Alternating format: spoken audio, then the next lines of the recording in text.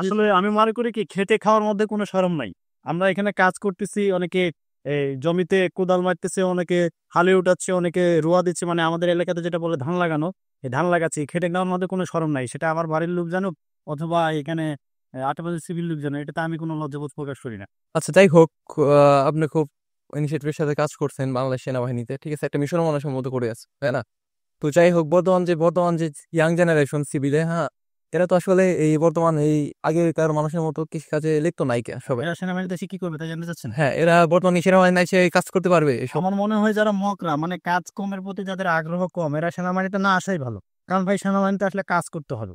কাজ করতে এখন হবে, আপনি সুন্দর। ওই কাজ করতে অনিচ্ছা প্রকাশ করেন আর মনে করেন যে এসি রুমে বসে কম্পিউটার চাপবে ওয়াটার বয়স, তাহলে আপনার জন্য সেনাবাহিনী চাকরিটা যোগ্য না। আপনি তাহলে সিভিলে কোনো ব্যাংকে অথবা কোনো কোম্পানির ভালো কোনো অফিসে দিয়ে চাকরি করেন।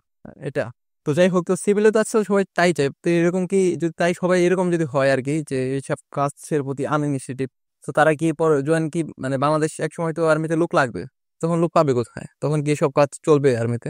বাংলাদেশের বর্তমানে যে চাকরির ব্যবস্থা, আপনি বাইরের সিভিলে যে চাকরি করছেন, আমি ডিগ্রি পাস করছেন, আমি মাস্টার্স কমপ্লিট করছেন, আপনি চাকরি পাবেন না। সুতরাং আপনাকে বাধ্য হয়ে পরিশ্রমী হতে হবে, এবং আপনার বয়সটা একটা সময়সীমা আছে সেনাবাহিনী আসার জন্য। যে যখন দেখবেন চাকরি পাচ্ছে না, তখন আপনি বাধ্য হয়ে সেনাবাহিনীতে, মানে সেনাবাহিনীতে আসতে আপনি বাধ্য হবেন।